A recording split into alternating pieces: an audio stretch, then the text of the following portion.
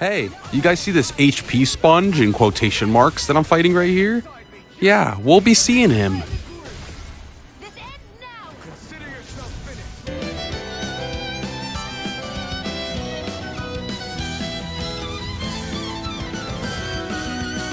What's up, beautiful ladies and gents? Quick intro, I'm a new Tales fan, and I played half of Tales of Berseria and quit because I didn't like the combat system. I tried everything at my disposal to enjoy it, even YouTube tutorials, and I didn't click.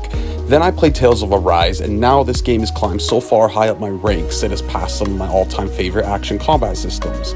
But before I could get all analytical on you guys, we have to talk about what makes a combat system good in the first place. In games like Kingdom Hearts 2 Final Mix, Dark Souls, Sekiro, Devil May Cry, what makes these games so good in the first place? Here's a couple points I think really make a combat system good.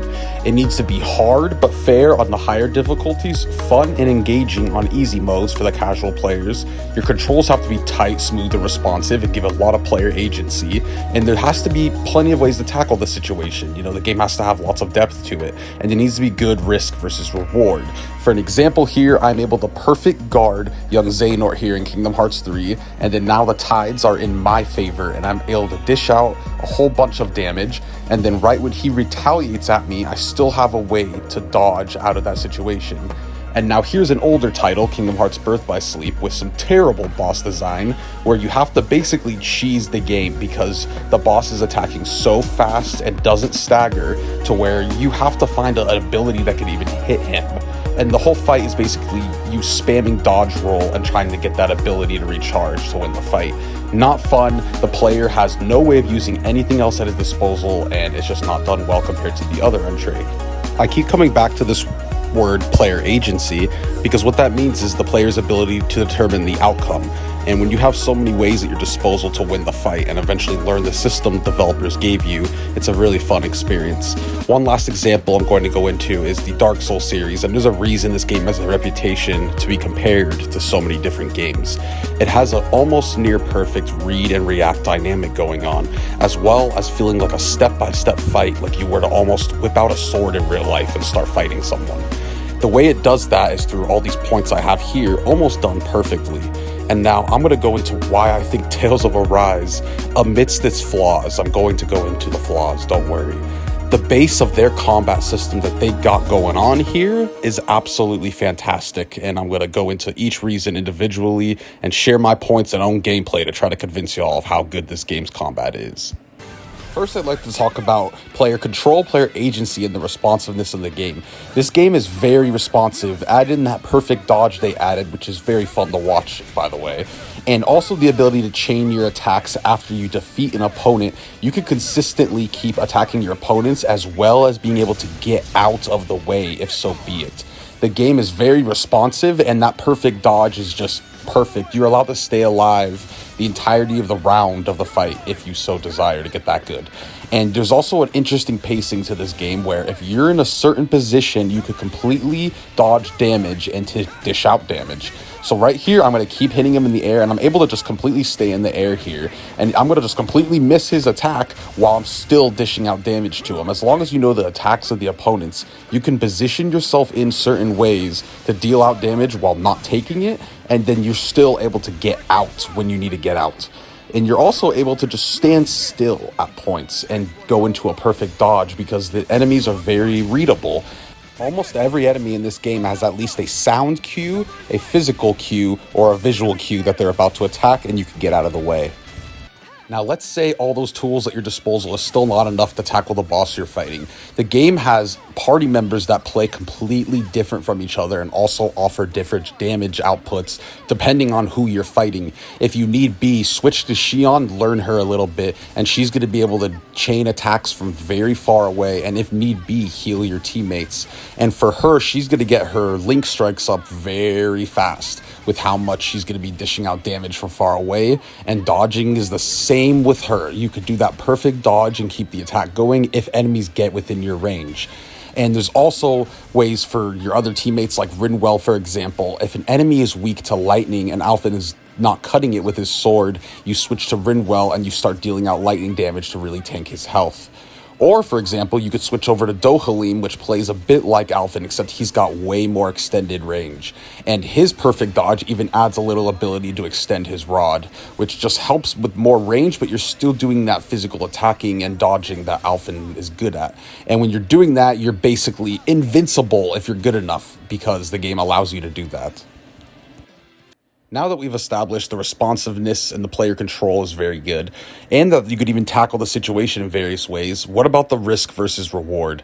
Well, one of my favorite things about this game is that little symbol when you're locked onto an enemy. When that starts to glow blue, it's because you're keeping your combo going. And if you keep that combo going while they're staggered, it will glow completely, and you could do a boost strike, which is a very flashy cutscene that insta-kills your opponent. That's one of the pinnacle ways throughout the whole game you could insta-kill enemies before their health bar is even halfway.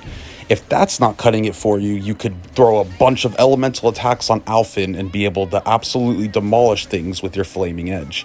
Alphen is also elemental attack with all his fire moves, and I don't think many people realize that. You could really dish out heavy damage when you have Alphen maxed out with fire damage.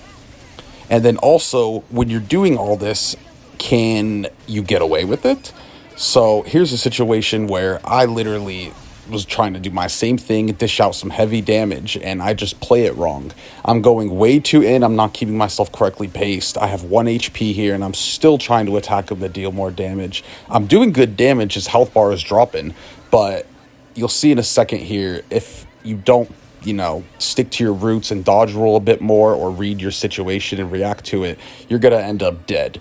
So the game has some very good ways to tackle your situation, and there is a lot of risk to certain ways of playing this game. If you don't build your team correctly, you're not going to dish out good damage. If you're not timing your dodge rolls and stuff, you're going to get one-shotted depending on the difficulty you have. The game has a very good risk versus reward pull going through it in fights. And if you're doing something wrong, the game will kind of show you what you did wrong. If you're not doing good damage, you need to build your team better. If you keep dying, it probably means you're trying to attack with Alphen way too much, and you might need to switch party members. Here's an example of how many stats you could put on your characters and the ways you could build them to make your team better. I hear a lot of complaints about chip damage in this game and tanky bosses, and it really drives me crazy because if you build your team right, which is elemental attacks, all the buffs, you put that on Rinwell and Xion. All the penetration and strength, you put that on Alphen, Law, and when you go do your accessories, you have to match those stats with the corresponding character. Alphen is fire damage and strength, so you want that. Rinwell is all elemental attack. So when you get those saffrons to give your, the little leaves you find around the place, the flowers that you buff to have permanent buffs to your team, you want to give them to the corresponding characters. So when you're at that point in the game, your team is doing good damage. A lot of people just build their team really weird. Like my brother is playing this game right now and I'm watching him play, and he's just putting like elemental attack, everything on Alphen, but it's a team game. And the game has also an amazing artifact system, which really helps you turn the tides in your favor if you so desire. Reckless Ambition gives you 100% damage to you and the enemy giving it to you. So what that means is for very skilled players, you could just insanely up your damage output with this artifact without having to really buff your team. But if you do, you're going to be taking a lot more damage. So you need to have those dodges on point. You need to doing those buffs and debuffs. So the game is basically giving you an even heavier risk versus reward item in it if you're not satisfied with the current damage output. I use this artifact all game because I was able to completely tank certain bosses as long as I was doing my dodges correctly. I might die 3 or 4 times, but I learned what I needed to do to keep it going. Another thing this game has is a very in-depth skill tree that's easy to follow. You have a couple moves on the outer circle, and once you get them all, you get the main ability in the middle, like the attack plus 10, and then that's a permanent buff to your team. A lot of people will just, go on the outside and do certain moves that they want, but you want to try to get the whole circle to get that extra ability, and it's a lot of different abilities in each of these circles, and it's really in-depth, but it's also really easy to follow. I hate those games where you see the skill tree and you just don't know what the heck to do. But this game has very clear builds for each character, and there's so many ways to tackle fights. You don't only have to play as Alphen. Maybe you didn't want to and you didn't enjoy the other characters, which is fine, that's all opinions, and this is just my opinion, but the game gave you countless ways to deal with any situation, and that's just fantastic. As well as the Reckless Ambition artifact, that in itself as an option for the game is just extraordinary. Being able to up your damage output, but also making the enemies harder is just so good for those more hardcore players like myself, where I sped up the game because I was able to get good enough at it. That's great when a combat system allows you to get that good, where you could almost speed through bosses that would normally one-shot you, but you know, you got good enough and you learned the read and react dynamics of the fight. This game has fantastic risk versus reward, as well as various ways to deal with those risks. Now, I'm going to talk about the big elephant in the room, and that's the CP mechanic, the cure points. Now, in this game, your heals come from cure points, and the only way to really refill that is with items like orange gels. Now, that goes into the risk versus reward dynamic. If you're going through a dungeon and you know you're about to fight like a mini boss, you don't want to spam through all your CP on that boss because you might get into another boss at the end of the dungeon. You have to plan out your routes, and that goes into the sense of struggle I think this game was trying to put on us. You're a slave and you're trying to free the realms. You're not going to have, you know, all this stuff on you.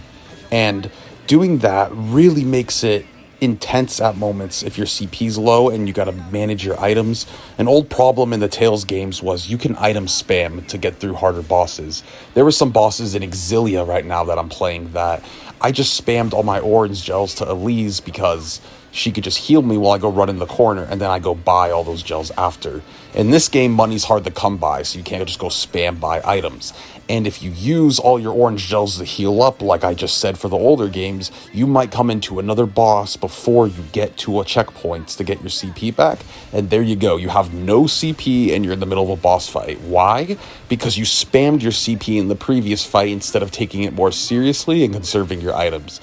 I think that's a fantastic system. I think that's what they were trying to go for. They might not have executed it correctly, and they could definitely edit it in the next game, but the base of it is fantastic because there's definitely an item spam issue in the older games, and that's what they were trying to stop in this game. And I, for one, thought it was great, and the extra challenge in that system was very good. Money they could totally put back to getting after fights. I kind of agree with that. Money they could have let you get a little easier in this game, but once again, a combat system is nothing without a challenge, and I think they played their cards right in where they wanted their challenges in this game.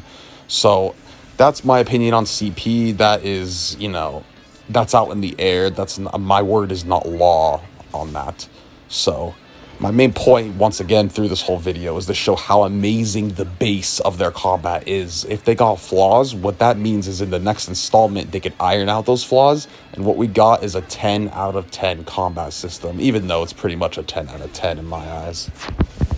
So what did we learn through all this? Well, we learned that Tales of Arise's combat is very smooth, snappy, and responsive. There are various ways to deal with each situation, even with just one character being able to perfect dodge through everything, or even switch to a block with Kisara. There is a great risk versus reward dynamic going on. You can use an artifact to completely give yourself more damage, but you're going to take more hits. You can play a certain way and end up dead, or play another way and end up victorious. Each party member plays completely different from each other, and you are able to learn them individually and play the entirety of the game with one or the other. Increasing player agency by being either aggressive with Alphen or sitting back with Rinwell, or giving yourself a bit more range with Dohalim. And at the end of the day, the game is extremely fun. The particle effects flying everywhere are beautiful. The animations of the characters' attacks are fantastic. The boost strikes are always a joy to watch and some eye candy. Each character is, you know, talking to each other throughout each of these fights. It's a good, fun combat system, even if there's flaws in certain places. If they iron them out, you almost have a near perfect combat system. And in my opinion, this game really shouldn't get hated on in terms of combat whatsoever. I see the HP tanks too much. I think you didn't learn the game as well as it wanted you to. I didn't have a problem with any HP tanks. I have 2 playthroughs on this game, one which was 88 hours long on hard difficulty, and one that was 112 hours long on unknown difficulty. And I never once ran into an HP sponge. If I wasn't doing damage, I switched my tactics up. So at the end of the day, the combat system they have going on here, the foundation, really is fantastic by giving the players so much agency and so many different ways to tackle the game itself. At the end of the day, this is still all opinion. My word is not law. I'm just basing this off of all the action RPGs I've played in my life and which ones are very popular and have very hardcore fan bases. And I think the foundation they got here is fantastic. And please let me know in the comments what you think. Keep it respectful, but if you disagree, you disagree. I'm curious to hear why. And if you liked the video, please like it. It took me a while. I hope I got my points across as best I could. But, yep, later, guys.